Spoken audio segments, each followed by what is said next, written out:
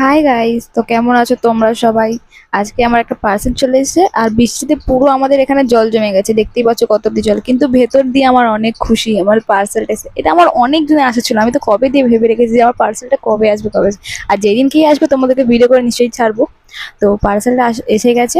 ওই বৃষ্টির মধ্যে আমি জল নিয়ে গেছি পার্সেলটাকে আনতে, ভেতর দিয়ে এত খুশি। আর ফাইনালি পার্সেলটা আমার হাতে চলে এসেছে। আমি এবার খালি ভাবছি ঘরে গিয়ে পার্সেলটা খুলবো।